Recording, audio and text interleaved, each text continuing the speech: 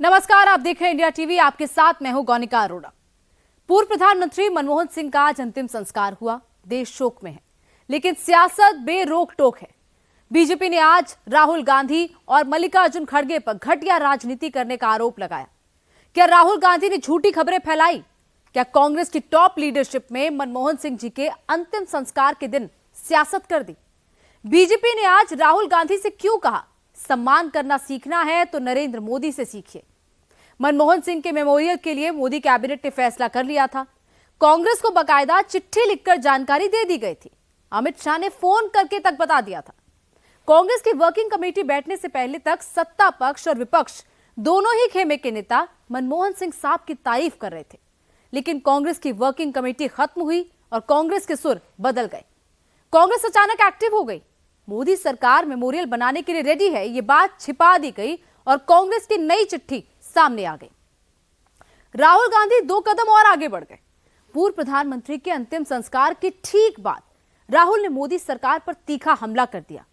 किसने किया अपमान, किसने किया सम्मान, हकीकत क्या है, आपको बताते हैं।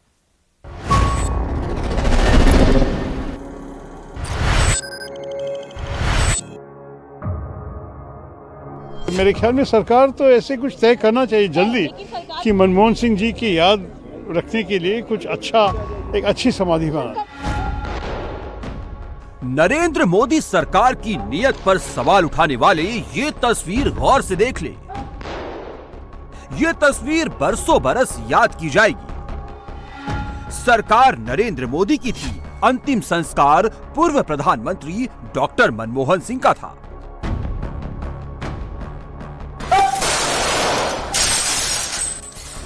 देश की राजधानी दिल्ली में उनका अंतिम संस्कार पूरे राजकीय सम्मान के साथ हुआ। डॉक्टर मनमोहन सिंह को अंतिम विदाई देने खुद प्रधानमंत्री नरेंद्र मोदी पहुंचे।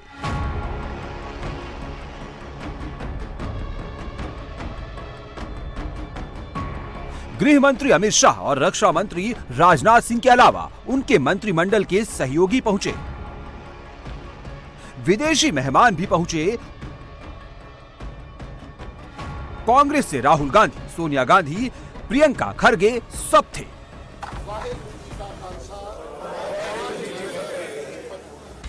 आखिर हो क्यों ना, डॉक्टर साहब पूरे देश के नेता थे। उन्हें किसी पार्टी के नजरिए से नहीं देखा जाना चाहिए।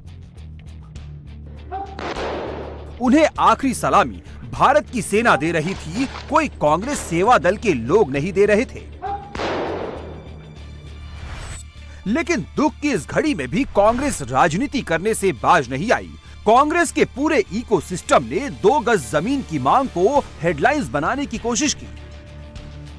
इस बात को देश कभी नहीं भूलेगा कि जब डॉक्टर मनमोहन सिंह को नम आंखों से अंतिम विदाई दी जा रही थी, तब कांग्रेस ये नैरेटिव बनाने में लगी हुई थी कि कैसे नरेंद्र मोदी को निशाना बनाया जाए, ये साबित किया जाए कि उन्होंने देश के पहले सिख प्रधानमंत्री का सम्मान नहीं किया। इस नैरेटिव को फैलाने में राहुल गांधी अपनी टीम के साथ खुद लगे हुए थे। दुख की इस घड़ी में भी राहुल गांधी अंतिम संस्कार और समाधि स्थल पर फुल राजनीति करते रहे। कांग्रेस के पूर्व अध्यक्ष राहुल गांधी और वर्तमान में अध्यक्ष मल्लिकार्जुन खड़गे जी देश के पूर्व प्रधानमंत्री सम्मानीय मनमोहन सिंह जी के दुखद देहावसान पर भी राजनीति करने से बाज नहीं आ रहे हैं। कांग्रेस के इस घटिया सोच के लिए जितनी भी निंदा की जाए वो कम है। कांग्रेस जिसने डॉक्टर मनमोहन सिंह को जीते जी कभी भी वास्तविक सम्मान नहीं दिया, अब उनके सम्मान के नाम पर राजनीति कर रहे हैं। ये वही कांग्रेस है जिसने पीएम मनमोहन सिंह जी को के ऊपर सुपर पीएम के रूप में मैडम सोनिया गांधी जी को बिठा करके पीएम पद की गरिमा को धूमिल किया, उसे नीचा दिखाया। यही नहीं, पीएम मनमोहन सिंह जी का अपमान जिस तरह से राहुल गांधी ने अध्यादेश ऑर्डिनेंस को फाड़ करके किया था, इसकी कोई दूसरी मिसाल नहीं दिखने को मिलती है। आदरणीय मनमोहन सिंह जी की समाधि के लिए आदरणीय प्रधानमंत्री श्री नरेंद्र मोदी जी के नेतृत्व में सरकार ने जगह भी दी और परिवार को सूचित भी किया है। फिर भी कांग्रेस झूठी खबरें फैला रही है। नरेंद्र मोदी को राहुल गांधी की समाधि पॉलिटिक्स का जवाब देने की जरूरत नहीं है। कांग्रेस और राहुल गांधी को सोशल मीडिया में लोग खुद इसका जवाब दे रहे हैं। उन्हें 23 दिसंबर 2004 की याद दिला रहे हैं। तब याद कीजिए, उस दिन मनमोहन सिंह से पहले देश के प्रधानमंत्री रहे नरसिम्हा राव का निधन हुआ था। तब देश में कांग्रेस की सरकार थी। जो कांग्रेस आज डॉक्टर साहब का स्मारक स्थल बनाने के लिए तरह तरह के लॉजिक दे रही है, उसी कांग्रेस ने तब क्या किया था? कांग्रेस ने उन्हें 2 गज जमीन देना तो दूर, उनके पार्थिव शरीर को कांग्रेस मुख्यालय 24 अकबर रोड के अंदर तक नहीं लाने दिया था। काफी देर तक उनका पार्थिव शरीर कांग्रेस हेडक्वार्टर के बाहर गाड़ी में रखा रहा था। कांग्रेस ने उनका अंतिम संस्कार भी दिल्ली में नहीं होने दिया था। सबसे दुखद विषय तो आपको याद है, आज जो तू मैं कांग्रेस पार्टी कर रही है, रेस्पेक्ट की बात कांग्रेस पार्टी कह रही है। पीवी नरसिम्हा राव कांग्रेस पार्टी के एक कद्दावर नेता रहे और केवल कांग्रेस पार्टी के नहीं, देश के प्रधानमंत्री रहे और उनके निधन के पश्चात जो हुआ वो सबको विदित है। उनके पार्थिव शरीर को कांग्रेस पार्टी के मुख्यालय के अंदर स्थान तक नहीं दिया गया। जब उनका पार्थिव शरीर, जो कि उनका घर कुछ दूरी पर था कांग्रेस पार्टी के मुख्यालय से, जब उनका पार्थिव शरीर कांग्रेस पार्टी के मुख्यालय के गेट तक आता है तो गेट खोली नहीं जाती है और कांग्रेस पार्टी की, मैं कहूंगा, केवल अध्यक्षा नहीं, कांग्रेस पार्टी जिस परिवार के अधीन है, सोनिया जी ने स्पष्ट रूप से मना किया कि किसी भी कीमत पर नरसिम्हा राव की बॉडी कांग्रेस के चौखट के अंदर नहीं आनी चाहिए। तो सोनिया जी ने यह भी कह दिया कि नरसिम्हा राव जी का जो अंतिम संस्कार है वो दिल्ली में नहीं होगा, दिल्ली से बाहर कराना चाहिए, जिसके कारण हैदराबाद में उनका अंतिम संस्कार हुआ। 2012 में पूर्व प्रधानमंत्री इंद्र कुमार गुजराल का निधन हुआ। तब भी देश में कांग्रेस की सरकार थी। कांग्रेस ने उनका मेमोरियल बनाने के लिए कहीं जगह नहीं दी। कांग्रेस को ये नहीं भूलना चाहिए, महापुरुष किसी एक दल के नहीं होते, वो देश के होते हैं। उन्हें विदा भी देश ही करता है, कोई दल नहीं करता। लेकिन अफसोस कि कांग्रेस डॉक्टर मनमोहन सिंह को एक दल में बांटने की कोशिश कर रही है। जो संवेदनशीलता सरकार ने यहाँ आकर के दिखाई है, इससे ज्यादा संवेदनशीलता उन्हें अंतिम संस्कार में जो है एक जगह अलॉट करने में दिखानी चाहिए थी। जो काम आप 3 दिन बाद करेंगे, 3 दिन बाद करेंगे, फॉर्मेलिटी है, आप करेंगे, करना ही है। लेकिन अगर आज कर दिया होता आपने तो शायद ज्यादा, कुछ मामलों में सरकार को नियम कानून से बंधना नहीं चाहिए। अटल जी का अंतिम संस्कार था तो सरकार ने किया था ना, अलॉट किया था ना। तो डॉक्टर मनमोहन सिंह साहब जैसा देश का इतना बड़ा बेटा अगर हमें छोड़ के जा रहा था तो उसी जगह पे अंतिम संस्कार होना चाहिए था ना, जहां मेमोरियल बनेगा, और वो अलॉट हो सकता था। सरकार युद्ध स्तर पे पूरा 1 दिन का समय मिला, आप कर सकते थे आराम से। लेकिन ठीक है, मुझे लगता है कि डॉक्टर मनमोहन सिंह साहब का कद जो है इन सारी चीजों से बहुत बड़ा है, बहुत बड़ा है। कांग्रेस ने केंद्र सरकार को डॉक्टर मनमोहन सिंह का समाधि स्थल बनाने के लिए एक चिट्ठी लिखी थी। चिट्ठी कांग्रेस अध्यक्ष मल्लिकार्जुन खड़गे ने लिखी थी। चिट्ठी में समाधि स्थल बनाने के लिए जगह की मांग की गई थी। खड़गे ने पीएम से बात भी की थी। खड़गे को सरकार ने जवाब भी दे दिया था। स्मारक बनाने की बात भी मान ली थी और जगह देने का वादा भी कर दिया था। ये बात गृह मंत्रालय ने कांग्रेस को बता भी दी थी कि पहले ट्रस्ट का गठन होगा, फिर जमीन आवंटित की जाएगी। यही नियम भी है। 2013 में खुद मनमोहन सिंह ने इस बात का प्रस्ताव रखा था कि सभी राष्ट्रीय महापुरुषों की स्मृति स्थल बने, लेकिन कांग्रेस ने ये बात छुपा ली और सोशल मीडिया पर चिट्ठी चला दी। चिट्ठी को मनमोहन सिंह की अंतिम विदाई से बड़ी हेडलाइंस बनाने की कोशिश की। सरकार ने तो डॉक्टर साहब को तिरंगे में लपेटकर विदा किया, पूरे सम्मान के साथ विदाई दी।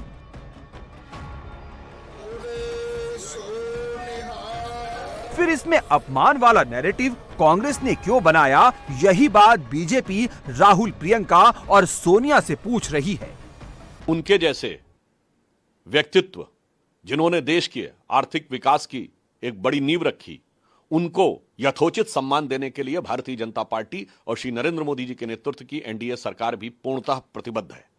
और इसी के दृष्टिगत कल कैबिनेट ने अपनी बैठक में यह तय किया कि मनमोहन सिंह जी की स्मृति में एक स्मारक और समाधि स्थल बनाया जाएगा और इसमें जो भी प्रक्रियागत समय होगा, कांग्रेस पार्टी को यह कन्वे किया गया। कैबिनेट के तुरंत बाद गृह मंत्री आदरणीय अमित शाह जी ने कांग्रेस के अध्यक्ष आदरणीय मल्लिकार्जुन खड़गे जी को यह कन्वे किया कि सरकार स्मारक बनाने के लिए निर्णय ले चुकी है और अब जमीन का अधिग्रहण, ट्रस्ट का बनना और जमीन का ट्रांसफर जैसी प्रक्रियाएं पूर्ण होने के बाद जो समय लगेगा उसके द्वारा यथोचित और यथाशीघ्र यह कार्य किया जाएगा। परंतु बहुत दुख की बात है कि कांग्रेस पार्टी, जिसने जीवन काल में डॉक्टर मनमोहन सिंह जी को कभी सम्मान नहीं दिया, हमें याद रखना चाहिए कि अंतिम चरण में 2014 में उन्होंने एक राष्ट्रीय स्मृति बनाने का प्रयास किया था, क्योंकि जब उन्हें लगा था कि सरकार जाने वाली है। जिन्होंने अपने जीवन काल में कभी डॉक्टर मनमोहन सिंह को सम्मान नहीं दिया, आज उनकी मृत्यु के बाद भी वह उनके सम्मान के ऊपर सियासत करते नजर आ रहे हैं। यह बहुत दुखद है। नरसिम्हा राव और मनमोहन सिंह की जोड़ी ने भारत में आर्थिक सुधारों की तेज शुरुआत की थी। फिर भी कांग्रेस ने मरने के बाद नरसिम्हा राव का सम्मान नहीं किया।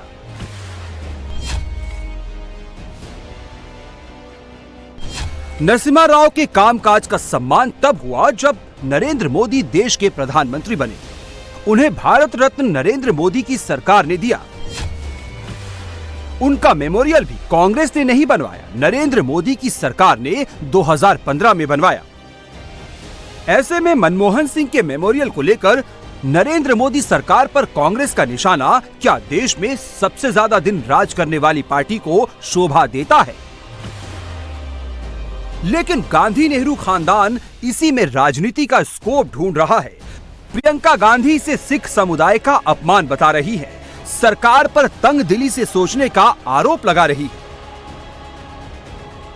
दरअसल राहुल और प्रियंका सिख वोट ढूंढ रहे हैं, जो 1984 के दंगों के बाद कांग्रेस से दूर चले गए। अफसोस ये है कि इसको सिख वर्सेस अदर्स का इशू बना रहे हैं। सच ये है कि होम मिनिस्टर ने ऑलरेडी कहा है खड़गे साहब को, कांग्रेस पार्टी को, कि आप अपने एक ट्रस्ट बनाइए। ट्रस्ट के नाते से जगह होगी। कोई आफ्टर जगह किसी इंडिपेंडेंट को तो नहीं दे सकते, या हवा में किसी को नहीं दे सकते। एक कोई ना कोई संस्था चाहिए। संस्कार हो गया, उसको ट्रस्ट बनेगी। ट्रस्ट के नाते से जो उपयुक्त स्थानों को उपयुक्त स्थान सरकार देने को तैयार है, परंतु इसमें राजनीति कर रहे हैं, ये ठीक नहीं है। अफसोस है कि इसको जानकर सिख वर्सेस अदर्स पार्टीज का विषय बना रहे हैं, ये ठीक नहीं है।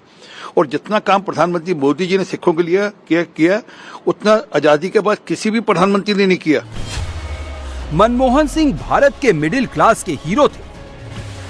राहुल के लिए हीरो थे या नहीं, ये बात 11 साल पुरानी इस तस्वीर से समझ सकते हैं।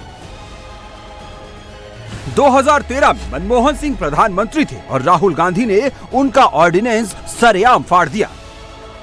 तब मॉन्टेक सिंह अहलुवालिया ने कहा था कि राहुल के इस व्यवहार से मनमोहन सिंह इतना दुखी थे कि इस्तीफा देना चाहते थे। ये है कांग्रेस का मनमोहन सिंह के लिए सम्मान। अब राहुल प्रियंका मनमोहन सिंह के मेमोरियल पर जो कर रहे हैं, उस पर बीजेपी उन्हें असलियत दिखा रही है। आज ये बताते हुए भी तकलीफ हो रही है, ये जो तू मैं सोशल मीडिया से लेकर हर जगह चल रहा है कांग्रेस पार्टी के समर्थकों द्वारा, उन्हें ये याद दिलाना पड़ेगा कि डॉक्टर मनमोहन सिंह जब हमारे बीच में थे और जब वो प्रधानमंत्री थे, यदि सर्वाधिक उनका किसी ने महिमा में खंडन किया है, उनकी इज्जत के साथ किसी ने खिलवाड़ की है, तो कांग्रेस पार्टी ने की है। और ये हकीकत है, हम सब जानते हैं। राहुल गांधी जी ने मनमोहन सिंह के अगुवाई में जो कैबिनेट थी, उस कैबिनेट की बैठक के कागज को जिस आक्रोश के साथ, जिस अहंकार के साथ, जिस ईगो के साथ बीच में दरबार में, जनता की दरबार में लाके फाड़ा था कि देखो मैं तो नहीं मानता डॉक्टर मनमोहन सिंह को, हम तो नहीं मानते, गांधी परिवार नहीं मानता डॉक्टर मनमोहन सिंह को, मैं ही हूं, आई एम द बॉस। और इसको लेकर डॉक्टर मनमोहन सिंह भी काफी आघात में थे। कई बार तो मीडिया में ये चर्चा भी रहा कि इस प्रकार के व्यवहारों के कारण डॉक्टर मनमोहन सिंह ने इस्तीफा देने की बात भी सोची थी अपने मन में। बीजेपी ने मनमोहन सिंह पर राजनीति कर रहे राहुल प्रियंका को उनकी खानदानी पॉलिटिक्स की कड़वी सच्चाई बताई। नेहरू ने सरदार वल्लभ भाई पटेल के अंतिम संस्कार में भाग लेने से रोकने के लिए कांग्रेसियों को चिट्ठी लिखी थी। वही कांग्रेस अब सिर्फ राजनीति के लिए मनमोहन सिंह के नाम का इस्तेमाल कर रही है। मैं आपको बता दूं, दिसंबर 15, 1950 में जब सरदार पटेल का देहांत हुआ था, वल्लभ भाई पटेल, उस समय पंडित नेहरू ने चिट्ठी लिख करके बकायदा अपने कैबिनेट के मंत्रियों को और बड़े अधिकारियों को मना किया था कि कोई भी सरदार पटेल के अंत्येष्टि में न भाग लेने जाए। जब डॉक्टर राजेंद्र प्रसाद की मृत्यु हुई फरवरी 28, 1963 में, उस समय भी पंडित जवाहरलाल नेहरू नदारद थे उनके अंतिम संस्कार से। आप सोच के देखिए, यह है पंडित जवाहरलाल नेहरू और गांधी परिवार का अपने ही मित्रों के प्रति भाव। गांधी परिवार में सारे प्रधानमंत्रियों ने अपने आप को भारत रत्न दिया। यह है गांधी परिवार की हकीकत। कांग्रेस अपने बुजुर्गों का कितना सम्मान करती है, इसकी सच्चाइयां शर्मिष्ठा मुखर्जी ने भी बताई। उन्होंने आरोप लगाया कि पूर्व राष्ट्रपति प्रणब मुखर्जी के निधन पर कांग्रेस ने शोक सभा तक नहीं की थी। कांग्रेस ने तब प्रणब दा के परिवार को बताया था कि पूर्व राष्ट्रपतियों के लिए शोक सभा की परंपरा नहीं है, लेकिन उसी कांग्रेस ने पूर्व राष्ट्रपति के.आर. नारायणन के लिए शोक सभा की थी। अब मनमोहन मेमोरियल पर कांग्रेस अपने ही बनाए नैरेटिव में फंसती जा रही है। एक ऑर्गेनाइजेशन की तरफ से जो होना चाहिए, एक कॉन्डोलेंस मैसेज। और देखिए, प्रणब मुखर्जी खाली देश के प्रेसिडेंट नहीं थे, वो तो 5 साल प्रेसिडेंट रहे। उससे पहले 45 साल तक वो कांग्रेस की एक स्टॉलवर्ड लीडर रहे। CWC कांग्रेस वर्किंग कमेटी का साथ 30 साल तक जुड़े रहे।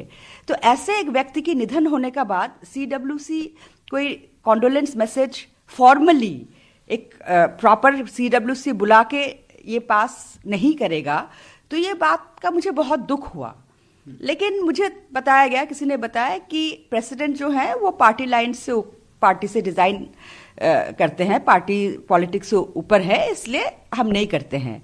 लेकिन ये बात सरासर गलत है, क्योंकि बाबा की देहांत का बाद जब मैं अपने किताब के लिए उनकी डायरीज में पढ़ रही थी, तब मुझे पता चला कि जब प्रेसिडेंट के.आर. नारायणन की डेथ हो गई, तो कॉन्डोलेंस CWC से कॉन्डोलेंस मीटिंग बुलाया गया था CWC का, और उसमें कॉन्डोलेंस मैसेज पास किया गया, जिसका ड्राफ्ट मेरा फादर ने ही किया। तो ये बात जब मैंने पढ़ी तो मुझे और भी झटका लगा। देश देख रहा है कि मोदी सरकार ने कैसे अपनी नीतियों से मध्यम वर्ग की जिंदगी में बदलाव लाने वाले मनमोहन सिंह को आखिरी विदाई दी। कांग्रेस मुख्यालय से डॉक्टर साहब का पार्थिव शरीर सेना की गाड़ी में रखकर निगम बोध घाट लाया गया। तीनों सेनाओं ने उन्हें सलामी दी। कांग्रेस मुख्यालय से उनका पार्थिव शरीर जब निगम बोध घाट लाया गया, तो रास्ते में लोग देश में आर्थिक सुधारों के हीरो को आखिरी विदाई देते हुए साथ साथ चल रहे थे।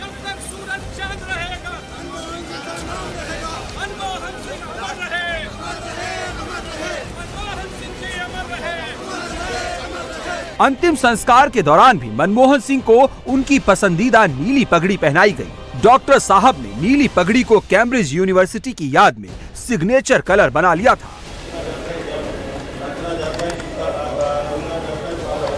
आखिरी विदाई देने से पहले निगम बोध घाट पर अंतिम अरदास पढ़ी गई।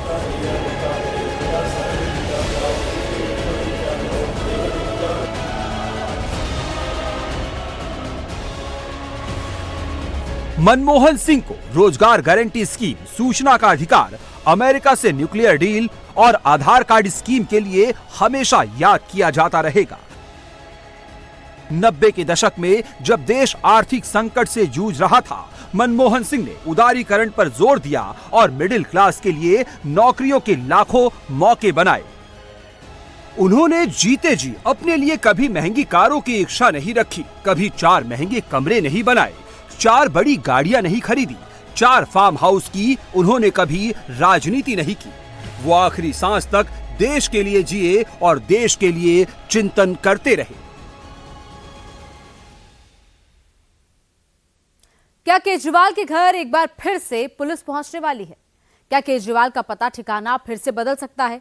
ये सवाल इसलिए उठ रहे हैं क्योंकि केजरीवाल की 2100 वाली स्कीम दिल्ली के एलजी के रडार पर आ गई है। आज जांच के आदेश भी हो गए हैं। पुलिस कमिश्नर को चिट्ठी भी पहुंच गई है। दिल्ली में अभी चुनावों की तारीखें नहीं आई हैं। उससे पहले ही वोट की लूट के नए नए दाव दिखने शुरू हो गए हैं। स्कीम के सामने स्कीम है, 2100 के सामने 1100 का वादा है और चुनाव के बाद अगली किश्त का भी वादा है।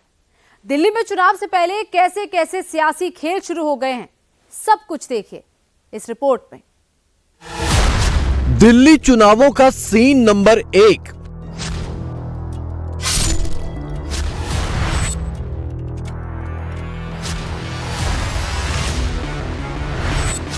$2100 दिल्ली चुनावों का सीन नंबर 2।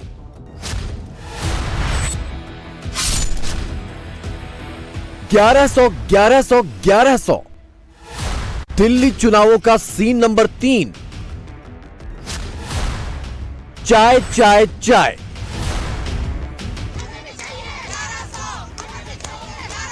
नए साल में होने वाली पहली चुनावी जंग में आप वो सब देखेंगे जो न महाराष्ट्र में देखा, न हरियाणा में देखा, न जम्मू कश्मीर में देखा। लेकिन इस बड़ी पिक्चर का ट्रेलर 2024 से ही शुरू है, वो भी तब जब चुनावों की तारीख भी नहीं आई।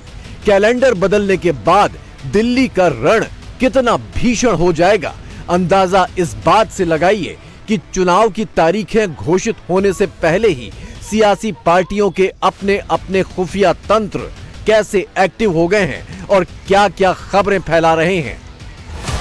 केजरीवाल कह रहे हैं कि एक बीजेपी नेता ने ही उन्हें फोन करके बताया कि बीजेपी चुनाव हार रही है। बीजेपी के कई नेताओं ने मुझे फोन करके बोला कि जी चुनाव तो खत्म हो गया, बोला लगता नहीं इस बार 3-4 सीट भी आएंगी, और बोला कि जीतनी तो दूर की बात है, कई सीटों पे बीजेपी की हो सकता है जमानत जब्त हो जाए।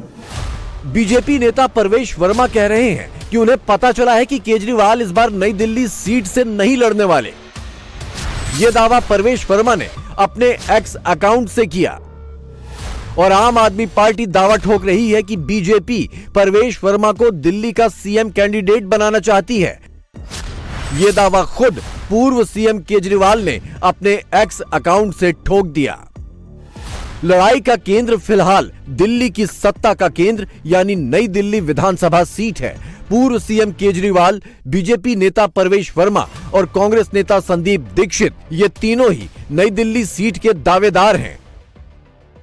दिल्ली में लगातार अवैध मतदाता बसाने का काम अरविंद केजरीवाल और आम आदमी पार्टी की सरकार कर रही है। दिल्ली में अवैध मतदाता, अवैध वोटर बसाने का काम अरविंद केजरीवाल हर विधानसभा चुनाव से पहले करते हैं। दिल्ली में जितने भी नए वोट बन रहे हैं, इनका जब तक फिजिकल वेरिफिकेशन नहीं होता तब तक ये सारे काम रोकने चाहिए। यानी सिर्फ एक सीट पर चुनावी जंग का आलम यह है, बाकी की 69 सीटों का पिटारा खुलना तो अभी बाकी है। और इस एक सीट के लिए पिछले 2-3 दिनों से दिल्ली में क्या क्या कोहराम मचा हुआ है, ये समझिए। केजरीवाल ने जिस संजीवनी योजना और महिला सम्मान योजना को अपना तुरुप का इक्का मानकर पहली चाल चली, जाहिर है वो चाल बीजेपी और कांग्रेस को बेहद नागवार गुजरी। कांग्रेस के संदीप दीक्षित ने एलजी से मुलाकात करके शिकायत भेजी और इधर एक्शन भी शुरू हो गया। आप प्रॉमिस कुछ भी करो, ठीक है, कोई दिक्कत नहीं है। अगर आप उसको कर पाओगे बहुत अच्छा, नहीं कर पाओगे जनता अपने आप जवाब देगी। इन्होंने कई प्रॉमिस किए हैं, हम भी करेंगे, उस पर कोई दिक्कत नहीं थी। हम तो पहले ये इन पे सवाल उठा रहे थे कि यार यहां तुम 2100 दे रहे हो, तुमने तो पंजाब में कहा था जीतने के बाद कि 1500 दोगे, अभी तक तो अठन्नी नहीं मिली वहां किसी को। वो ये कहते हैं कि कोई स्कीम है, हम उसी स्कीम को बढ़ाएंगे और ये स्कीम का पैसा आपको मिलने वाला है। मैंने सुना है, तब ये दिल्ली सरकार का एक एडवर्टाइजमेंट आता है हर अखबार में कि ऐसी कोई स्कीम है ही नहीं, और जो फॉर्म अगर आप भरोगे या जो भी आप करोगे उससे आपको ये बेनिफिट नहीं मिलेगा अगर एक कोई स्कीम आई तो। यानी सीधे सीधे धोखाधड़ी का मामला। एलजी ऑफिस ने महिला सम्मान योजना के मामले में जांच के आदेश दे दिए हैं। दिल्ली के मुख्य सचिव, डिविजनल कमिश्नर और पुलिस कमिश्नर को लेटर भेजे गए हैं। एलजी ऑफिस से भेजे इस लेटर में कहा गया है कि गैर सरकारी लोग निजी डेटा इकट्ठा कर रहे हैं और लाभ देने की आड़ में गोपनीयता भंग की जा रही है। महिला सम्मान योजना के नाम पर अरविंद केजरीवाल दिल्ली की माताओं बहनों को धोखा दे रहे हैं, और दिल्ली में तो माताएं बहनें खुद थाने में एफआईआर दर्ज करा रही हैं कि उनका डिजिटल डाटा, डिजिटल फ्रॉड किया जा रहा है। उनके बैंक के अकाउंट नंबर ले लिए गए हैं, मोबाइल नंबर ले लिए गए हैं, ओटीपी आता है, पैसे निकल जाते हैं। तो अगर एलजी साहब जांच करा रहे हैं तो क्या इसमें तकलीफ है अरविंद केजरीवाल को? केजरीवाल से दिल्ली का सिंहासन छीनने के लिए पिछले 2 चुनावों में बीजेपी ने जमीन आसमान एक कर दिए।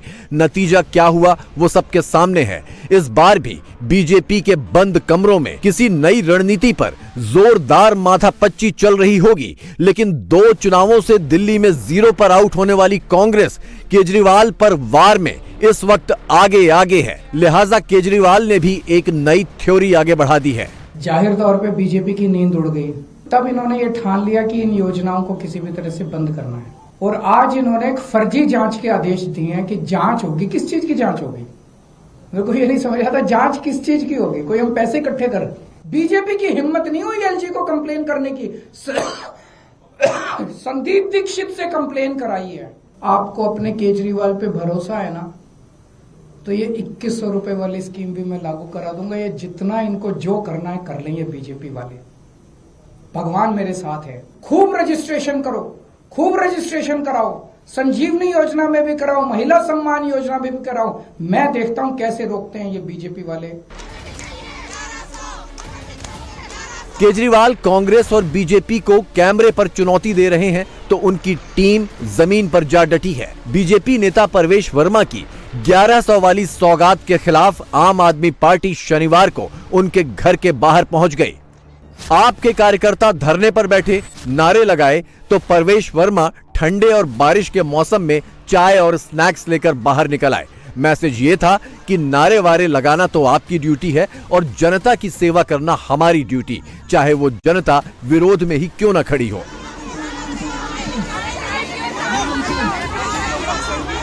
वो इतनी ठंड में आई है, ऐसे मौसम में आई है, मेरे घर आई हैं। जब हम लोग जब जाते हैं केजरीवाल जी के घर के बाहर तो वो तो हमको नहीं मिलते हैं। अगर कोई मेरे घर आएगा तो मैं उसका सम्मान करूंगा। मैं, मेरी धर्मपत्नी, मेरी बेटी जब आए हैं ठंड में तो हम उनके लिए चाय लेके आए हैं, कॉफी लेके आए हैं। और मैं सभी माताओं बहनों से कहूंगा कि जिसका भी कार्ड नहीं बना हुआ वो आए मेरे घर के अंदर में कार्ड बना ले। केजरीवाल जी कह रहे हैं कि चुनाव के बाद दूंगा, मैं कह रहा हूं कि अभी कार्ड बनाइए, अभी लेकर जाइए। परवेश वर्मा की जन सेवा का ये भाव 25 दिसंबर को खुलकर दिखा था, जब उन्होंने अपने आवास पर क्षेत्र की महिलाओं को न्योता देकर बुलाया और सेवा करते हुए एक गिफ्ट हैम्पर के साथ 1100 रुपए कैश बांटे। परवेश वर्मा का ये सेवा भाव अभी तक सुर्खियों में है। दूर दराज से भी लोग इस सेवा का मेवा लूटने उनके आवास अभी भी पहुंच रहे हैं। परवेश वर्मा का दावा तो ये है कि उनके पास सेवा में बांटे गए एक एक पैसे का हिसाब है, लेकिन विरोधी कह रहे हैं कि घर के अंदर करोड़ों का अंबार है। उनको पता है कि उनके पास एजेंडा नहीं है, तो इसलिए अब वो पैसे बांटने पे आ गए हैं। मैं तो फिर से ये कहूंगी, ईडी सीबीआई तुरंत जाए प्रवेश वर्मा जी के सरकारी घर में। 20 विंजर प्लेस में अभी करोड़ों रुपए कैश पड़ा हुआ है। अभी रेड होगी, सारा पैसा वहां से बरामद होगा। परवेश वर्मा के 1100 वाली सेवा का लाभ लेने के लिए उनके घर के बाहर दूसरे दिन भी कतार लगी रही। ये भी बात सामने आई कि 1100 तो पेशगी है, चुनाव में जीत के बाद की किश्त अभी बाकी है। अच्छा ये बताइए, अगर 1100 रुपए आपको मिल गए तो उस बिना पे वोट करेंगे क्या? हम तो पहले वोट करते थे, बिना पैसे के करते थे। आम आदमी पार्टी कह रही कि हम 2100 रुपया महीना देंगे। किस पे यकीन हो रहा कि कौन दे पाएगा? पहले जो जिसका आएंगे उन्हीं पे यकीन होगा कि अभी तो कह रहे कि 1100 मिलेंगे। अगर ये पार्टी जीत जाती है तो आपको हर महीने 1100। अब केजरीवाल कह रहे 2100। अब ये कांग्रेस वाले रह गए हैं। ठीक है। केजरीवाल 2100 बांटने के इरादे से पोस्टर लगवा रहे थे, फॉर्म भरवा रहे थे, लेकिन परवेश वर्मा ने बिना पोस्टर लगाए, बिना फॉर्म भरवाए ही 1100 थमा दिए। जाहिर है वोट की खुल्लम खुल्ला लूट में ऐसे मात खा जाने की केजरीवाल को ना आदत है, ना ही काबिले बर्दाश्त है। देश की राजधानी दिल्ली में जहां पर ईडी बैठी हुई है, सीबीआई बैठी हुई है, खुलेआम अरविंद केजरीवाल जी के विधानसभा क्षेत्र में 1100 रुपए वोटर्स को रिश्वत के रूप में दिया जा रहा है। करोड़ों रुपए पूर्व सांसद परवेज वर्मा के घर से बरामद हो सकते हैं अगर ईडी वहां पे छापे मारे। परवेश वर्मा के कुछ चुनिंदा कमेंट्स के अलावा बीजेपी खेमे में फिलहाल केजरीवाल को लेकर खामोशी है। शायद बड़े हथौड़े से बड़ी चोट मारने के लिए पोजीशन लेने वाली शांति हो, लेकिन कांग्रेस न पोजीशन की फिक्र में है न इंतजार के मूड में। इंडी अलायंस में साथ साथ होने के बावजूद वो केजरीवाल पर एंटी नेशनल वाला बम भी फोड़ चुकी है। जहां तक के मेरे विचार हैं केजरीवाल के बारे में, आप सब लोग से बेहतर कोई नहीं जानता है। वो एंटी नेशनल है और उसकी कोई विचारधारा नहीं है सिवाय अपने पर्सनल एम्बिशन के। आज दिल्ली की दुर्दशा और कांग्रेस कमजोर केवल इस वजह से हुई है कि हमने उनका समर्थन 40 दिन के लिए किया था। आज दिल्ली की दुर्दशा का एक सबसे बड़ा कारण यही है। शुरुआती दौर की पूरी लड़ाई माहौल बनाने की है, इसीलिए केजरीवाल की पार्टी ने कांग्रेस को 24 घंटे का अल्टीमेटम दे दिया कि या तो माकन पर एक्शन लें या वो इंडी अलायंस से कांग्रेस को अलग करने की पहल करेंगे। वो वक्त शुक्रवार को ही पूरा हो गया। न कांग्रेस ने कोई एक्शन लिया, न आम आदमी पार्टी ने अभी तक कोई पहल की। मैं मांग करता हूं कांग्रेस पार्टी से कि 24 घंटे के अंदर अजय माकन के खिलाफ कार्रवाई करें, वरना इंडिया गठबंधन के जो और भी घटक दल हैं उनसे हम लोग मांग करेंगे कि कांग्रेस को इंडिया गठबंधन से अलग करें। दरअसल दिल्ली में अगर केजरीवाल के मुकाबले में कोई है तो वो बीजेपी है। किस हद तक है ये तो चुनाव में ही पता चलेगा, लेकिन ये तो साफ दिख रहा है कि आज की स्थिति में कांग्रेस के पास दिल्ली में कुछ नहीं है। खुद अजय माकन भी ये कबूल चुके हैं। इसलिए केजरीवाल भी जब फायर करते हैं तो बंदूक कांग्रेस के कंधे पर टिकाकर निशाना बीजेपी पर ही साधते हैं। हमें आधिकारिक सूत्रों से पता चला है कि कांग्रेस के जो प्रत्याशी हैं उनका चुनाव का खर्चा भारतीय जनता पार्टी से आ रहा है। इसमें प्रमुख संदीप दीक्षित जी हैं। दिल्ली में चुनावों का ऐलान नए साल की जनवरी के दूसरे हफ्ते में संभावित है। इससे पहले पीएम मोदी दिल्ली में 2 बड़ी रैलियों के जरिए बीजेपी के चुनावी अभियान का बाकायदा आगाज करेंगे। इसी दौरान मोदी मेट्रो की एक नई लाइन का शिलान्यास और दिल्ली सहारनपुर हाईवे का उद्घाटन करेंगे। लेकिन केजरीवाल मोदी के चुनावी शंखनाद तक इंतजार नहीं कर सकते। आज उन्होंने बता दिया कि अगर वो दिल्ली में आपने उनको वोट दिया तो बीजेपी का एक ही मकसद है, आपकी फ्री बिजली बंद कर देंगे, आपका फ्री पानी बंद कर देंगे, आपके मोहल्ला क्लिनिक बंद कर देंगे, आपको दिल्ली सरकार के अस्पतालों में जो अच्छा और फ्री इलाज मिल रहा है वो बंद कर देंगे, आपको सरकारी स्कूल जो शानदार हो गए उन स्कूलों का कबाड़ा कर देंगे और फ्री शिक्षा बंद कर देंगे। भारतीय जनता पार्टी दिल्ली का चुनाव आपके लिए कुछ करने के लिए नहीं लड़ रही, सब कुछ बंद करने के लिए लड़ रही है। मैं आज दिल्ली के लोगों को कहना चाहता हूं, अगर बीजेपी को गलती से वोट दे दिया तो दिल्ली छोड़ के जानी पड़ेगी। आप लोगों को दिल्ली में रहने लायक नहीं बचोगे। दिल्ली में केजरीवाल की पकड़ और वोट बैंक का लोहा तो विरोधी भी मानते हैं, भले ही इसे फर्जीवाड़े का नाम दें या धोखाधड़ी का या कुछ और। सारा खेल इसी तिलस्म को तोड़ने का है। खुल जा सिम सिम हर कोई बोलना चाहता है।